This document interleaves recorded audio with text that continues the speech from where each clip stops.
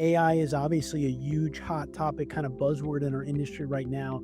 I know you're tuned into it. I know you've recently spoken on some panels related to it. Tell us a little bit about your philosophy on AI and how you think it's going to affect the AEC industry.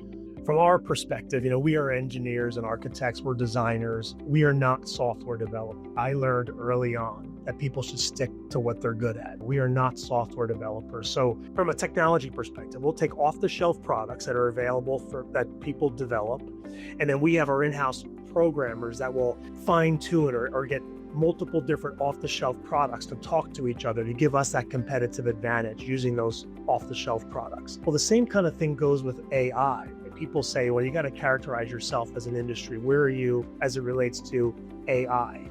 Are you out in front? Are you a fast follower? Or most engineers think that becoming a CEO is just a bigger version of the same job. But in reality, the transition requires a completely different mindset where technical expertise takes a backseat to leadership, strategy, and decision-making at scale. In today's episode, we're joined by Kevin Haney, licensed professional engineer, president and CEO at Colliers Engineering and Design. Kevin is going to share his experience of helping to grow a rapidly growing AEC organization. He's going to talk about AI and how he thinks it's truly going to impact our industry. He'll talk about how to share resources geographically across a large and growing organization. And he's also going to talk about how you can truly develop leaders in your organization and tell us what he's most excited about in this industry moving forward. Now, if you're an engineering leader looking to strengthen your impact, develop future leaders in your firm, and really navigate some of the talent challenges today, this conversation is going to give you some very practical insights for doing so right away. Now, before we jump in with Kevin, I do want to tell you about AEC PM Connect, a series of in-person events we've created at EMI for AEC project managers and the leaders who develop them. If you want to stay on top of PM trends, elevate your team, and deliver stronger project results, these full-day events are for you. We're coming to New Jersey this June and Kansas City this October. In fact, Kevin Haney will be one of our speakers at our June event in New Jersey this June. You can learn more about the events at aecpmconnect.com. I'm your host, Anthony Fasano, and this is the Civil Engineering CEO.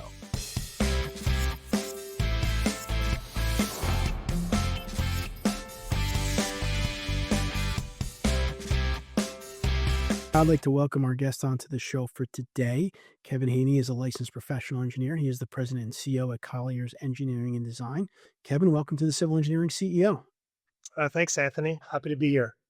Yeah, we're excited to have Kevin back again. He was here quite a while ago, but we wanted to have him back. We're getting close to our AEC PM Connect event in New Jersey at the Forest Gate Country Club, and CED will be a sponsor, which we're thrilled about. So, Kevin, for those of our listeners not familiar with Colliers Engineering and Design, can you maybe start us off by telling us a little bit about the organization and then also kind of your background and your journey to CEO?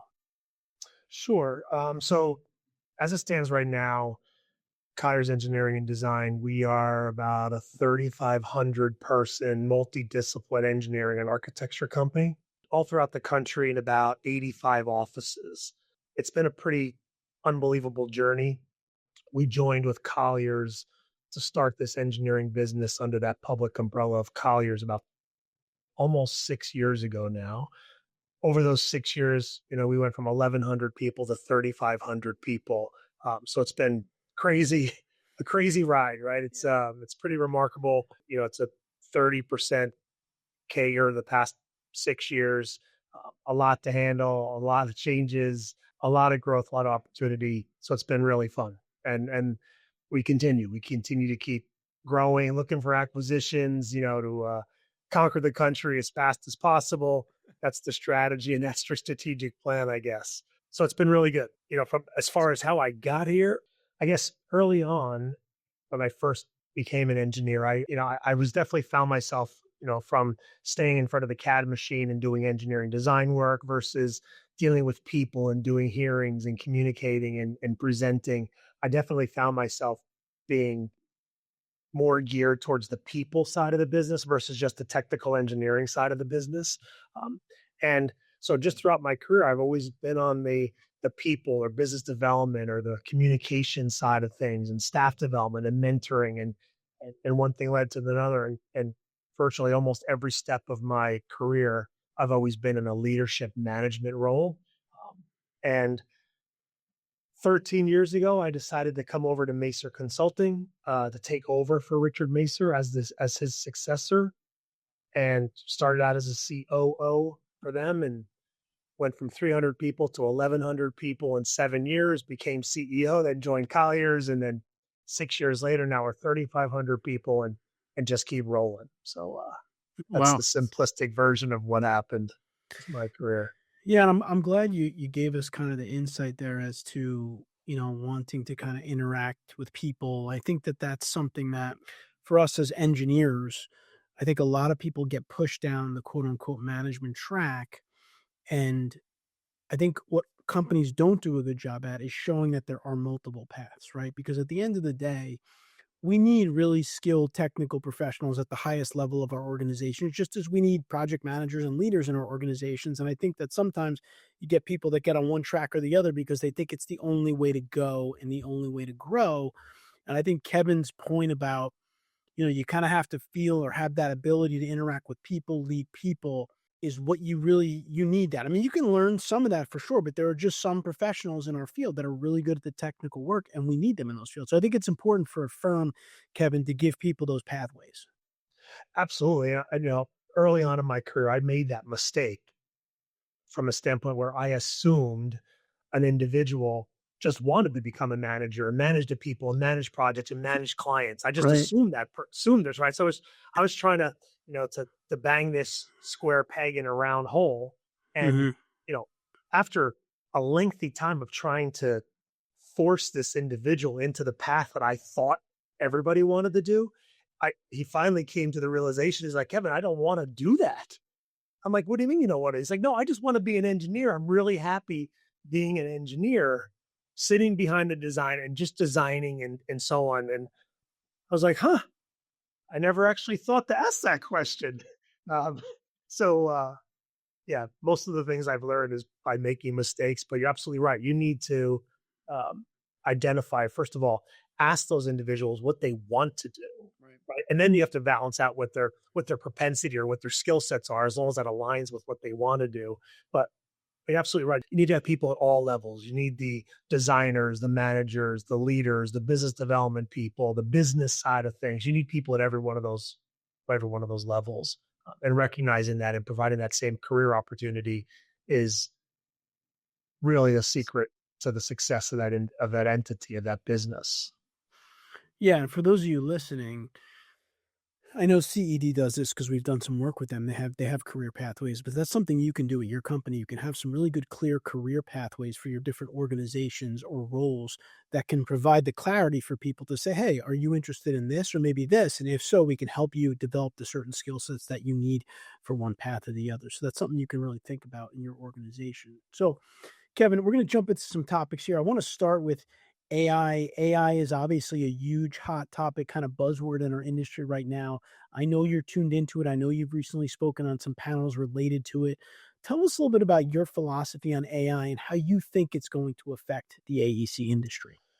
Sure. So of course, it's a topic on at every CEO conference I'm at and I'm presenting on and involved with. It's always a topic of conversation, right? Because it really is the name of success in this industry is, of course, to stay at the peak performance and stay at the top of your game from a technology perspective, but then also manage and and I guess just be aware of the cost implications of these new technologies, right? It's that balance, how to stay at the top sophistication level of your skill sets and the technology your company needs, and balancing out how much money you're investing in those types of opportunities and those Right. type of capital expenses, right? So from our perspective, we are engineers and architects, we're designers.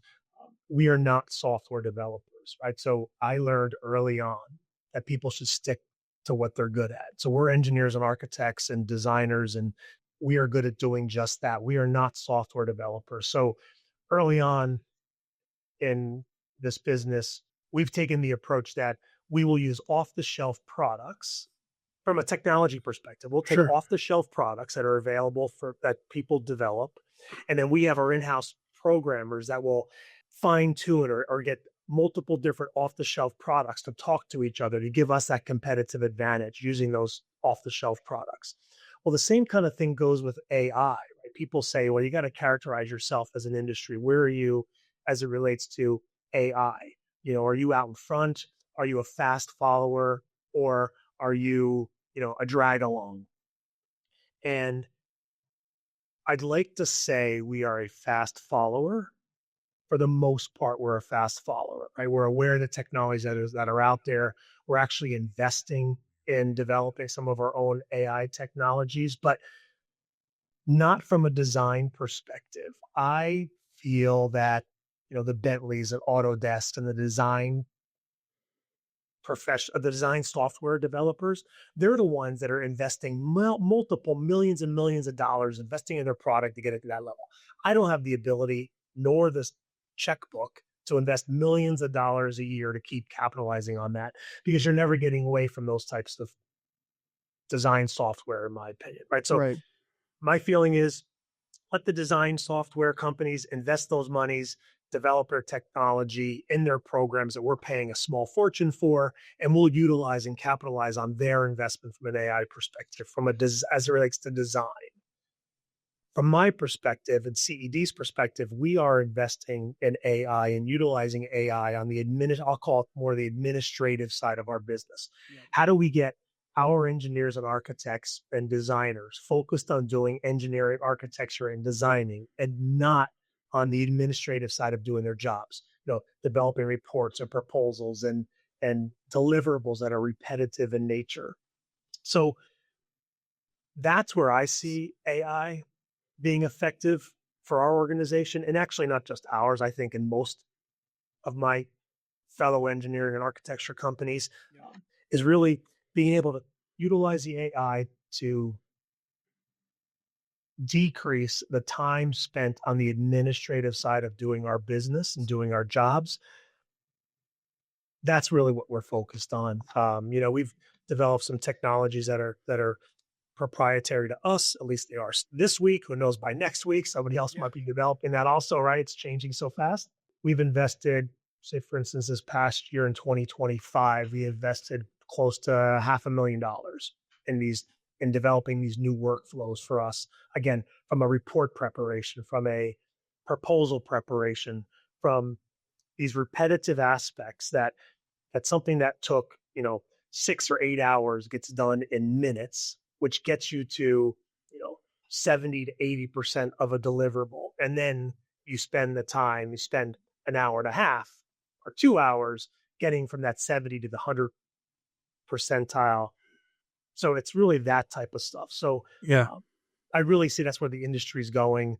There's too many false starts on the design side, on the technology side. There's a lot of wasted money out there. And that's just not what we do. So we're very measured and disciplined on where we're spending those dollars, those technology dollars. Strong project outcomes need skilled managers and competent leaders. EMI's corporate training delivers expert-led courses in project management and people leadership, plus industry-recognized certification and exclusive premium content to take your team even further.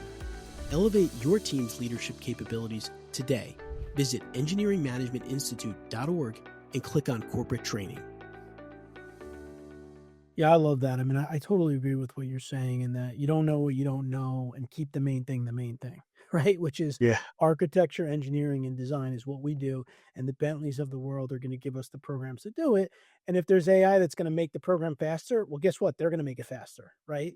And we're going to keep using it. And on the flip side, I think on the admin side is really the way to go because like you said, you could probably take 10 hours of admin work on a project for a week and get it down to, a tenth of that or, 20, 30% of that. And some of these tools like the co-pilots of the world, we've even seen some really cool things that AE firms are doing where they're creating almost like a customer service or a concierge for their employees, like let's say on all things related to project management. So now you go into your co-pilot and you say, hey, I need a kickoff meeting agenda. Where can I get that? Boom, it spits it out for you, right? And that goes Yep. back to like the admin, like you're talking about. So I think if we can allow our technical professionals to focus more on that technical design work, which is becoming more complex, and get some assistance from the professional software developers, and then, help them to do less of the admin work, that's how we can really make sure that they're continuing to focus and leverage the tools. And like you said, this thing could change tomorrow, right? So do you want to have your own developers designing tools and software that are going to be out of date like tomorrow? It's something I think you just got to really be careful with. Yep, I agree. And then the other the other thing is there's such a demand for talent, and there has been for the last freaking 10 years, right, in this industry. There's just Sure. not enough engineers being created in schools Yeah. to fill the demand. So you need to create a greater, I'll call it a greater throughput for an individual, right? We're going to create that greater throughput by getting rid of all the administrative stuff that could be done by others or by computer, not the design or the human judgment side of things.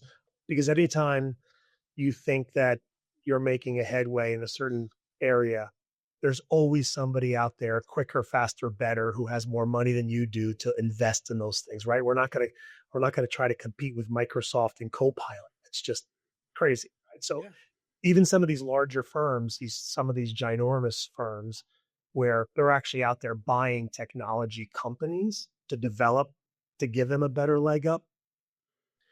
I also don't think that's a pretty wise investment because there's always somebody bigger and better Right. that's specializing in that other than an add-on from an engineering firm to go buy a technology company, or technology companies buy other technology companies and they're that much further along and that much better. So, staying in your lane and being cognizant of what you're good at and what you're not is key to many aspects of success. So, 100%. I mean, I've always felt that way as an entrepreneur is that I want to do the thing I'm really good at, and I'm going to hire someone who's really good at what they're at if I need that service, as opposed to trying to spread myself out too thin, right? And I think you're looking at it from the company standpoint, and we're talking about big dollars with AI, like you said, right? You don't have millions of dollars to throw into a black hole that you just don't know, what's going to be evolving with it. So I think that's a really good strategy. So let's talk a little bit about growth. You've had massive growth, like you talked about earlier on at CED, through a combination of organic growth and acquisitions, which means you're spread out in a lot of parts of the country. So can you talk a little bit about your strategy, being spread out with things happening in government, right? Things affecting the industry. How do you kind of navigate and balance your resources across these different geographic locations where, different things can be happening in different areas? yeah, I think actually having 85 locations really from East Coast to West Coast now. We have a little bit of a geographic white space in like central part of the country, Okay. but most of our offices are up and down the East Coast, down around Texas, kind of up the West Coast now. So we're kind Okay. of like the smiley face of the country with a couple little Right. smatterings in the middle. Okay. One of the benefits of us having a greater geographic footprint is that the ebbs and flows of the economic challenges. Not only is the economy is up and down, but various markets change also. But the markets that are affected in one part of the country are not affected in other parts of the country. And same thing, right? As one goes up, one goes down, and vice versa. Nothing's ever hitting at the same point, right? It's like whack-a-mole. One's coming Right. up, one's coming down all the time. Right. So, one of the things that we've been really fortunate with is being able to work across different geographies. So, as an example, late 2024, early 25, the residential market, say in Arizona, got hit hard. Interest rates started going up. Residential market came down. However, early 25 through late 25, the residential market came, for us anyway, came screaming back. So in 2024, where our Arizona market needed work, the Northeast and our Southeast areas were still going crazy. We were so the people in Arizona were actually doing the production work for projects that were in Florida or New Jersey or New That's York great. State, right? So I was able to keep those individuals utilized and billable in Arizona. Then conversely, Arizona comes raging back with opportunities where they're now drowning and getting that work done. I had 3 teams from New Jersey working specifically for almost a year on Arizona work, right? So having that geographic footprint and that diversity and where we're located helps manage those ebbs and flows in those economic challenges. Is really it's been pretty awesome for us. That's And great. that really goes back to even as Macer Consulting days, we still had that same type of philosophy. Granted, our geographic footprint was much smaller, so we were going across a different geographic footprint, but the greater physical geographic presence we found, the better. Even add on to that, in the Northeast, I'm here in New Jersey. The Northeast this past winter was brutal in the Northeast, right? So all of our Yeah. field crews and things were completely sidelined for for 2.5, almost 3 months because of the amount of snow and frozen of the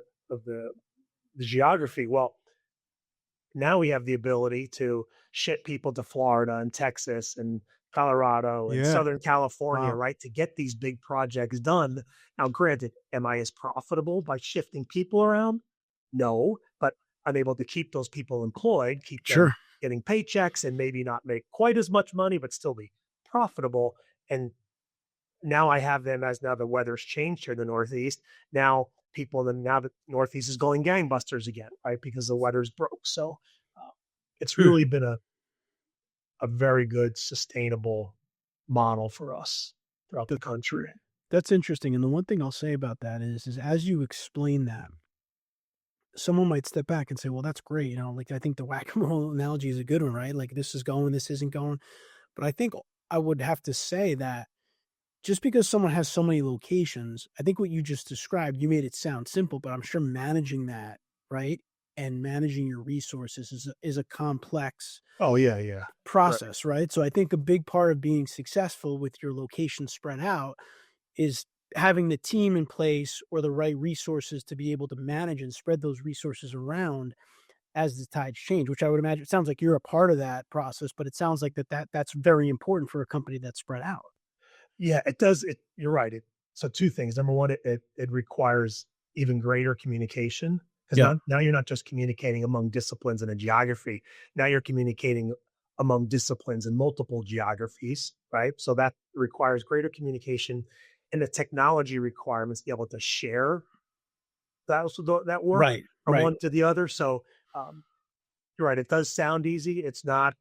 I'm not in, you know, don't ask me to create all those that Right. workflow process, but my people are really strong and that's what allows us to be able to do that. So, right, as for companies who are, who have the aspirations to grow and get different footprints, just opening up, hanging a shingle in a new geography, that usually will cost you a heck of a lot of money if you don't have the communication and the technology backbone to be able to utilize that alternate geographic presence. Right. Yeah. So it's not just hanging a shingle. Like you said, It's a it's the process. Yeah. processes required to capitalize on it. And the communication. And we see this all the time at EMI because when we do like PM development work with companies, that's a challenge for their PMs, even sharing resources right across different Mhm. project teams, right? So it just gets amplified when you're talking about offices and locations. But the other thing I want to talk to you about in terms of your growth, because when you kind of grow the way you have, you obviously have a lot of employees and you have a lot of leaders. And, we like to refer to project managers as kind of the cash flow engines of a lot of AEC organizations because they're dealing with clients, right? They're delivering projects, they're leading teams. So, can you talk a little bit about CED's philosophy on kind of leadership development, especially given that, you grow through acquisitions and you have people coming in with kind of different backgrounds and different philosophies. How do you kind of approach that at CED?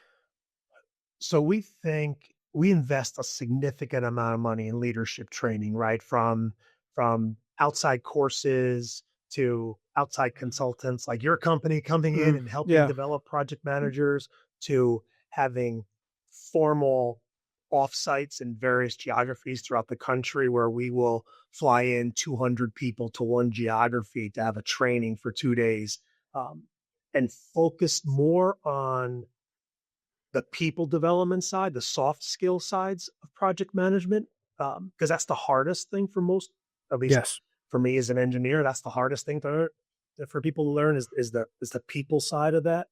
Um, that recipe to make a good project manager, a good leader. So we spend a significant amount of time and effort in developing those individuals.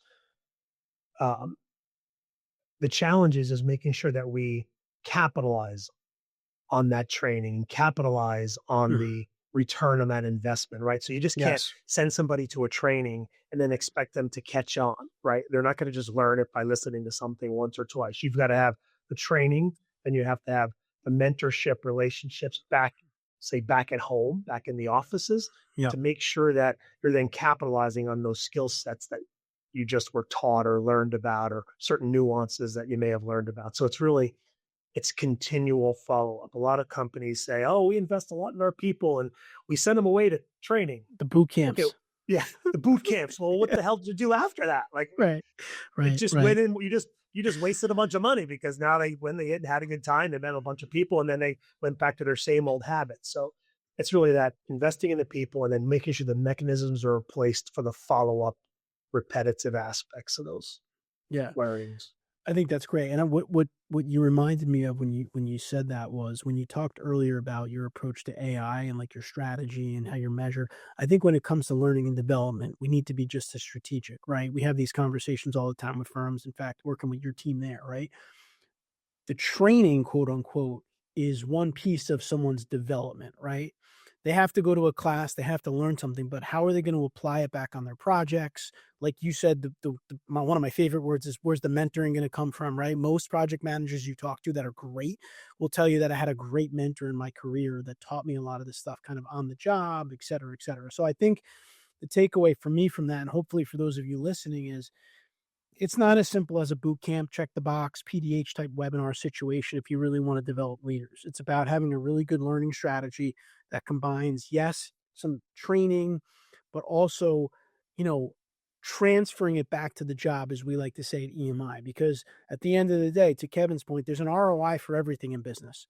And there's an ROI for leadership development that can really pay off. And when you're growing and acquiring people and bringing different types of people together, different locations, it's so important. But you just have to have a strategy to make sure that you can bring it back to your projects and ultimately to your people. And you just have to be strategic with it, really, like everything else. Right, because a lot of that ROI, a lot of it is intangible, right? It's Yeah. it's there's not you all of a sudden not increasing utilization as a result of being at a boot camp, right? When you Right. come back, utilization isn't necessarily getting any better the next day. So it's a lot of intangibles, and that follow up and that program is pretty critical. If you told me, if somebody said, "Kevin, do you think you'll have a knowledge and learning group in your company?" I'd be like, "What the heck are you talking about?" Right? But we have a full knowledge and learning Yeah. group, but that's all they focus on Right. is providing training and follow up and mentorship programs to really help develop the staff. And that's really one of the benefits that another I should say another benefit as a larger firm, we have the capital and the ability to invest in those types of positions and groups. And that's been one of the pretty significant levers that, people, when we do acquisitions, that people want to join us for, because we are of a size that we can afford to invest in those types of things that will help train their people, increase their careers, and grow them as an individual. So it's been pretty key for us. Yeah. And as you can see, as Kevin and I have talked here, when you are growing an organization, where you invest your capital is absolutely critical, right? So we've been talking about AI, we've been talking about resourcing across your company, we've been talking about leadership development, all things that you could dump money into. But I think hopefully one of the takeaways from this conversation with Kevin is you got to really be strategic about where you're spending that capital. And we're not saying, I'm not saying not to invest in AI and to invest more in leadership development, but just think about how you're doing it, right? We talked about you could possibly use some companies that are developing it, right? There's also companies that might say, hey, we do invest in our learning and development. We get like a university online and people go into it and take courses. But to me, that's you can do more than that to get the ROI. So again, it's really thinking about your strategy for how you're going to spend your money, how you're going to develop your people. And Kevin, really as my final question for you, what I'd like to ask you about, and I'm sure we hit some of these things already, but for you, what really excites you about our industry kind of over the next 5 to 10 years here? I think just the unlimited growth opportunities, right? So, I mean, what drives me is desire to just hire people. It's always been that way. My desire is always to have a bigger company, a bigger company, a bigger company. Not because I care about the number side of it. I care about how many people that I can call my coworkers. The more people I hire, that means the more people I'm impacting, means the more families I'm impacting, means the more I'm able to impact communities that we all live in. So it's almost like it's limitless, right? There's never, in 30 years of doing this, there's never been a time, I shouldn't say never, there's very, very, very seldom a time that we're actually looking for work or looking for something to do. There's always a demand for our services. Mhm. And that's kind of the exciting part. So the demand is always going to be there. I know there's always going to be job security. I know I'm always going to be able to hire people to support them and their families. It's just a matter now as a leader of a company to make sure that we are investing and providing services in the various markets that will continue to keep going. Or my philosophy is be diverse enough, not only where we do the work, because I talked about all of our offices all over the Yep. country, but we're also extremely diverse in what we do. You know, even in a company of my size, we do pretty much everything. You could pretty much think of just about anything in our industry. We pretty much do it. We just don't do it everywhere. So the amount of white space that I have as an opportunity to look to grow our businesses and grow our company, it's just limitless. So it's always a constant driver. Knowing that for that to be successful, you have to continue to keep looking to change, right? You always have to keep changing, always. What we did 2 years ago is different than what we'll do this year. And what we do this year is going to be different 2 years from now. So as long as you can wrap your head around that, because most engineers don't like change, right? But if you can wrap your head around that change aspect and know that it's table stakes of you being successful to provide for people, it's just unlimited. It's never ending. There's always something for you to go after and to win and to gain. Just always something there. Well, we're going to wrap up on that exciting note. There is a lot of growth coming our way. Once again, he is Kevin Haney, licensed PE president and CEO at Colliers Engineering and Design. Kevin's also going to be joining us at our AEC PM Connect event at Forest Gate Country Club in June. CED is a sponsor. He's going to talk a little bit about negotiating, something that we're not great at also as engineers, but it's important in our project management efforts. Kevin, great to connect with you as always. Thanks for spending some time with us on the Civil Engineering CEO. Thanks, Anthony. I appreciate it. I hope you enjoyed my conversation with Kevin. He is an amazing leader in our industry, and we could all learn a lot from him. So I'm grateful for his time, and I hope you could take some of these strategies and use them. And if you like this video, please subscribe to our channel here. We put out videos like this on a weekly basis to help technical professionals become better project managers and leaders. I'll see you next week.